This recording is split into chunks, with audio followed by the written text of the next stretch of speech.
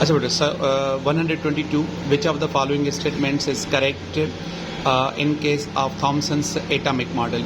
हाँ जो Thomson's atomic model है उन असांखे इहो कोन ॿुधायो त एटम जो न्यूक्लियस कहिड़े तरीक़े सां हूंदो छा हूंदो, but it explains the phenomena of thermionic emission, photo electric emission and ionisation.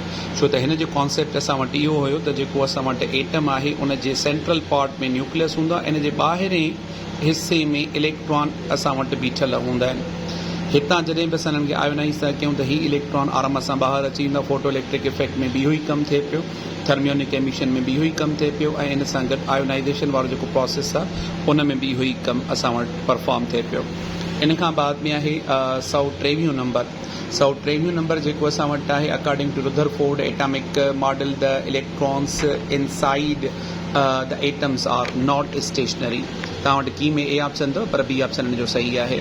माना असां वटि जेके रुदरफोर्ड एटॉमिक मॉडल आहे उन मुताबिक़ जेके इलेक्ट्रॉन्स आहिनि उहे रिवॉल्व करणु खपनि, उहे हिकु हंधि बीठल न हूंदा।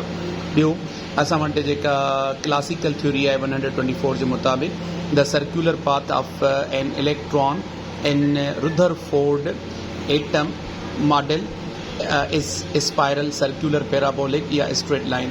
त असां वटि जेको हिन कॉन्सेप्ट ॾिनो हुयो रुदरफोर्ड वारो जेको एटॉमिक मॉडल हो, न्यूक्लियर मॉडल, उन में इलेक्ट्रॉन्स जेका मूवमेंट आहे उहा स्पाइरल ॿुधायल आहे। माना असां वटि इहो बि थ्योरेटिकल क्वेश्चन अथव, ए ऑप्शन।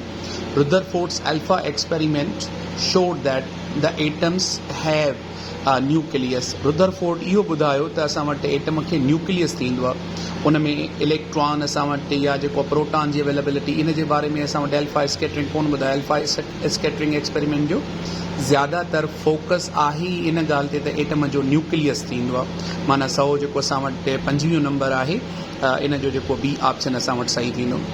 इन खां पोइ electron in the atom are held to the nucleus by. हाणे इलेक्ट्रॉन अगरि एटम में आहे त उहो न्यूक्लियस जे चोगिर्द कहिड़े तरीक़े सां असां वटि मूव थो करे, उन में असां वटि जवाबु आहे कोलम फोर्स। जेको असां वटि इन जो जेको रेडियस कैलकुलेट कयोसि, एनर्जी कैलकुलेट कईसि, उन्हनि में सॼी जी सॼी जेका मैथमेटिकल कैलकुलेशन आहे उहा कोलम फोर्स वारी आहे। इन खां बाद में आहे असांजो 127, when an atomic gas or vapor is excited at low pressure by passing an electric current through it, then the emission spectrum is observed या absorption spectrum या band spectrum। त हिते असां वटि एटॉमिक गैस लिखियल आहे। अगरि एटॉमिक गैस आहे त उन में असांजो लाइन स्पेक्ट्रम ठहंदो आहे, त हिते बैंड स्पेक्ट्रम असांजो इशारो हले थो वञे हुन पासे ॾे मॉलिक्यूलर ॾे। त एमिशन स्पेक्ट्रम असांखे जेको आहे मिलंदो, अगरि हिते लाइन स्पेक्ट्रम हुजे त उहो अञा बहितर मिले हा। असां वटि एब्जॉर्प्शन वारो अलहदा ठहंदो आहे स्पेक्ट्रम, एमिशन वारो अलहदा, त हिन जो बि ए ऑप्शन असां वटि सही मिलंदो। इन खां बाद में असां वटि 128, the first spectral series was discovered by.